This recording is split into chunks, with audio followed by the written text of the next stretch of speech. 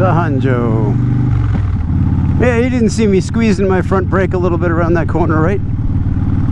Got a little brain freeze for a second there. I like to trail brake a little bit, but I certainly don't like to apply front brake in a corner.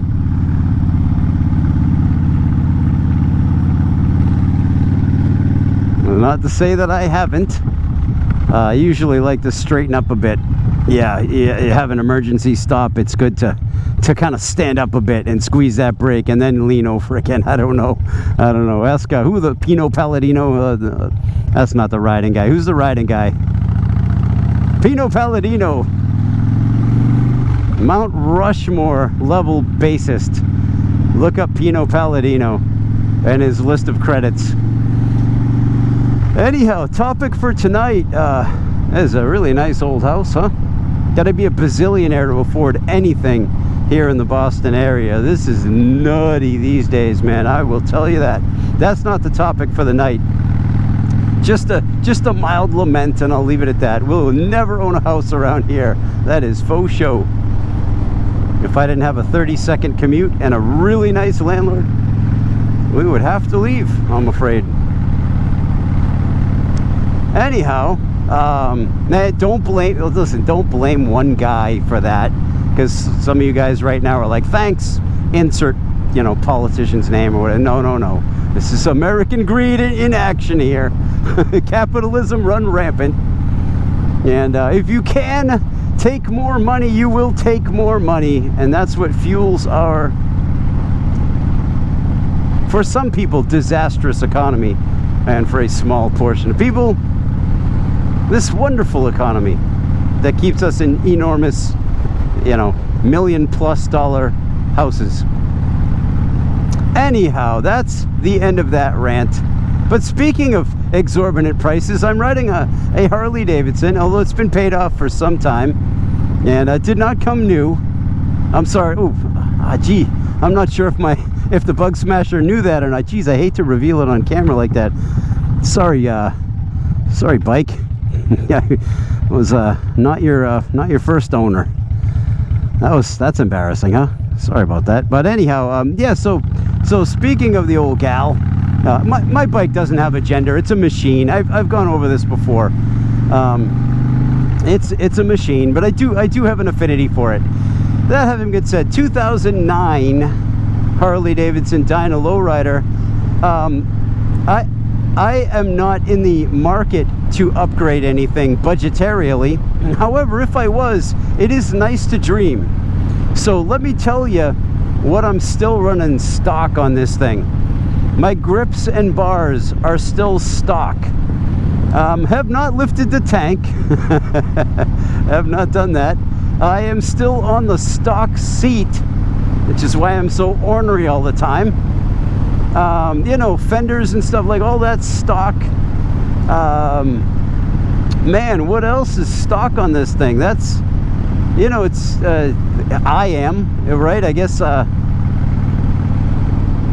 a cortisone shot in my knee. I don't know if that counts as an upgrade. It didn't really work. But anyhow, the only upgrades I've really done to this motorcycle, aside from like accoutrements like this Biltwell X-Fill 7 bag, which I've had on so long I never talk about it, but it's been a reliable bag, and it's been through thousands of miles, and yeah, it's still clinging on for dear life. It's probably got 25 million bugs stuck to the front of it. So I don't count that as an upgrade, but it sure was a great addition to the bike. I do have a stage 1 in the bike, so I've got the tune. I have under my stock, should I do this around a blind corner? I thought that was a cop for a second. That would be a no. Don't do it around a blind corner. But underneath my stock air filter housing, I don't know if you can see it. I'll try to do a little lean here, but there's no back on it, and there's no back on it because there's a K&K, I think it's a K&K, high flow air intake, but I like that it sits under the stock housing for the air intake. I don't know, why do I like that? I'm not sure, but it looks it looks stock, you know, and I like that about the bike. And so of course I did the Vance & Hines short shots, which sound really terrific. They, you know, honestly, these have been tremendous pipes on this bike. Have they improved performance? I don't think so. I think they've increased sound without the unnecessary side effect of horsepower. Anyway, but has it you know, improved my enjoyment of the aesthetic of the bike? 100%, without a doubt. Yeah, the short shots are great. Now, would I go short shots again at this point? Well, at this point in my life, you know, little kids all over the neighborhood where we rent, and you know, little kids of my own, I would go quiet in this phase of my development. There's our beautiful field in town. Yeah, I would go quiet, I think, this time. Just to, you know, so I could do some stealth runs and not wake everybody up on the way back, because I find around here loud pipes do not save lives. Loud pipes are fun to listen to if you're a biker and not a baby or a dog. They're fun to listen to. Do they save lives here? You would be hard pressed to prove that scientifically to me. Do they make you feel better about being on the bike? Absolutely. Absolutely. And I will, you know, at a big intersection, if I rev my engine, you know, people look up. The thing is, they don't necessarily look in the right direction right away.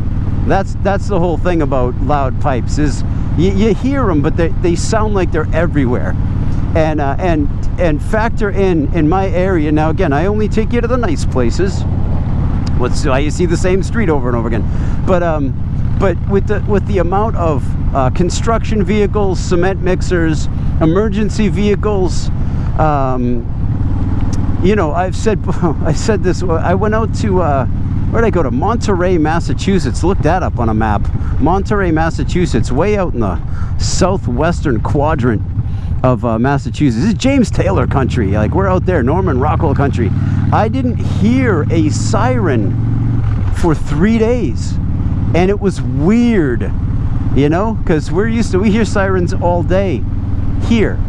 So the short story long, loud pipes, they don't save lives here. I truly don't believe that, but I do believe that they sure are nice to listen to, and they make me feel better on my bike, except when I'm, you know, when I'm at an intersection next to a car that has a dog in it that is not happy about me being right next to it. Like, that's not cool. Or if I'm like stuck in traffic, you know, a woman's walking a baby or something, or walking a baby dog, or pushing a baby carriage. You know. Anyway, I'm under caffeinated. Ooh, something died over here. Was it me?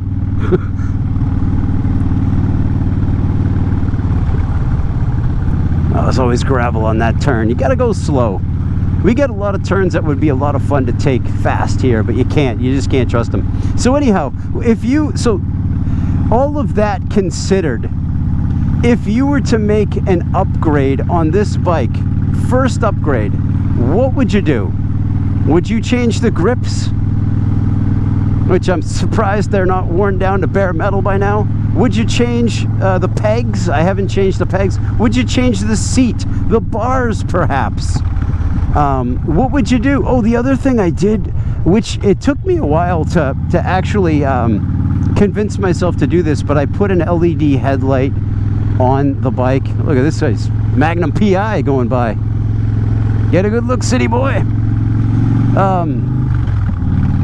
I did put an LED headlight on it, but, well, I don't see it. I'm behind it.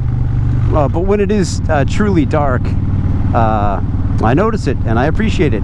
Hey, listen, folks. Do you want me to pull over a little bit so we can see this guy go by? Let's do that, shall we? Oh, you're welcome. I will not attempt to catch him. And I expect nor will the police, but you can just follow that blue smoke. What would you change? I think if I had the money, oh man, what would I do? You know, I don't know. I'm gonna leave it out there with a ... because unless and until we get a place where I can store the bike, you know, in a clean spot, I'm not gonna change the seat unless I win one in a giveaway, because you know, squirrels will come in to the shed garage, you know, and they'll hang out on the bike sometimes. It doesn't happen all the time, but when it does, I can't imagine that on like a nice Saddleman or a Mustang seat.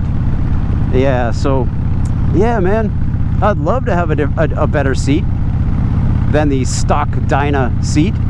I don't know, I thought about getting brass grips for a while. Those look cool, and they got pretty bad reviews. So I think I'm glad I didn't get those. End caps popping off and all kinds of stuff. So anyhow, that's it, guys. That's enough out of me. Oh, but you got to see a really cool car, didn't you?